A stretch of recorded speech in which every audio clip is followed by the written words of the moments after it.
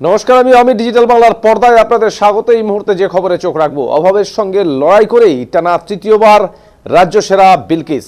অভাবকে হারিয়ে রাজ্য সেরা বিলকিস দিনহাটার গৌরব।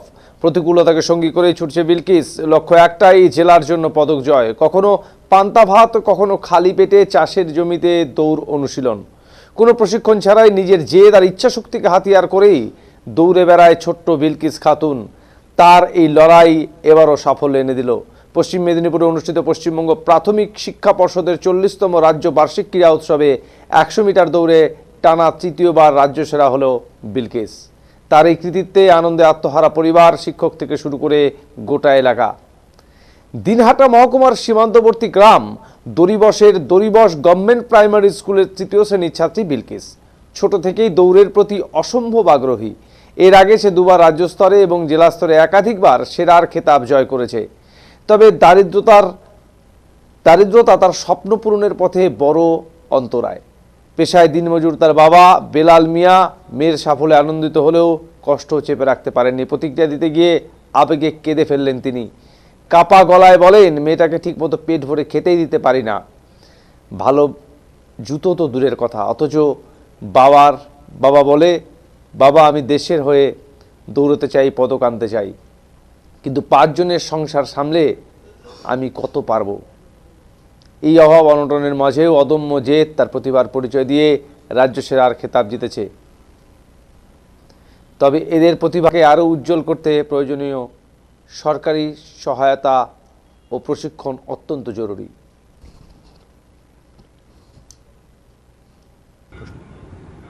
টানা 3 বার তুমি রাজ্যে প্রথম হলে, কেমন লাগছে তোমার? অনেক ভালো লাগছে। কত মিটারে তুমি প্রথম হয়েছো? কত মিটার দৌড়? 100 মিটার দৌড়। দৌড়ে প্রথম হওয়ার পর স্যাররা কি জানালো, কি বললো? অনেক ভালো দৌড়িয়েছো এটা বললো। বাড়ি কোথায় তোমার? দড়িবস। নদী পার হয়ে যেতে হয়? স্কুল ওখানেই দড়িবসেই? হ্যাঁ। কোথায় দৌড়াতে? কোথায়? এমনিতে বাড়ির রাস্তায় দৌড়ে, মাঠ নাই। জুতো পরে দৌড়াতে? দৌড়ের জুতো আছে তোমার? না। তাহলে এমনিতেই পরার জুতো, যে সেই জুতো পরে দৌড়াতে। কি কি খেতে প্রত্যেক দিন বাড়িতে? পান্তা ভাত খেতে? কেন, এমনিতে খাবার, ভালো খাবার, মাছ মাংস প্রত্যেকদিন হতো না বাড়িতে?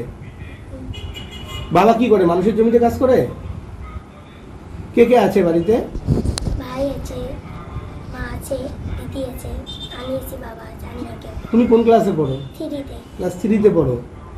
বড় হয়ে কি হতে চাও? খেলাধুলা করতে চাই, পড়াশোনা করতে চাই। দেশের জন্য পদক আনতে চাও? হ্যাঁ। কি নাম তোমার? বিলকিস খাতুন।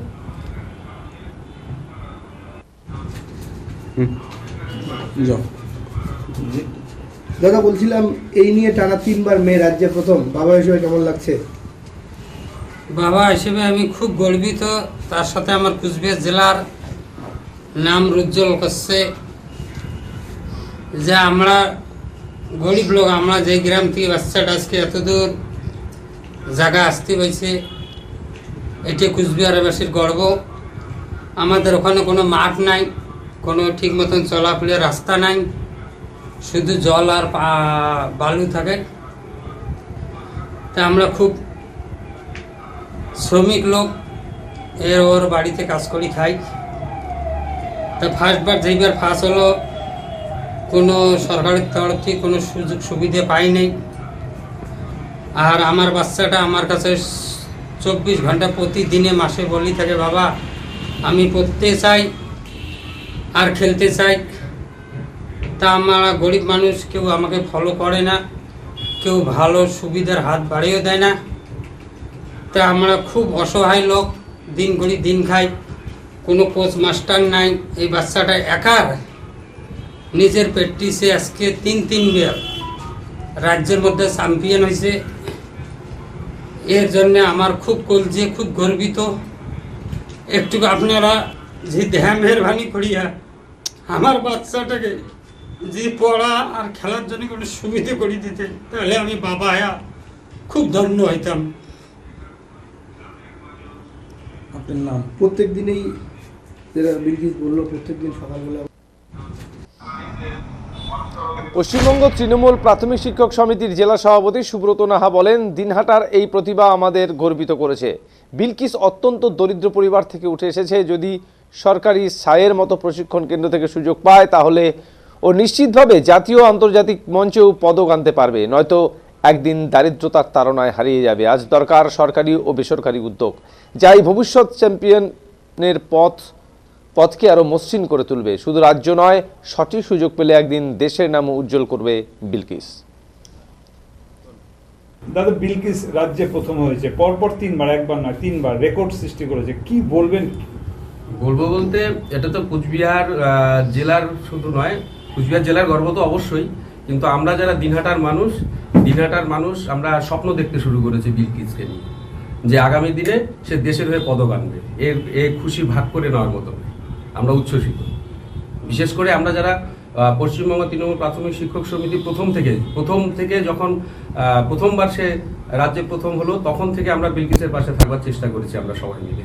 তার সাফল্য সে নিজের যোগ্যতায় পেয়েছে, তাকে কোনো রকম সাহায্য কারোর কাছ থেকে সে পায়নি, কোনো রকম প্র্যাকটিস করার সুযোগ তার নেই।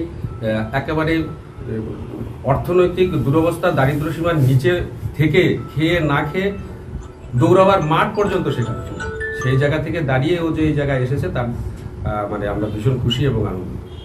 দাদা, বিলকিস যে জায়গায় দাদা, বিলকিস রাজ্যে প্রথম হয়েছে,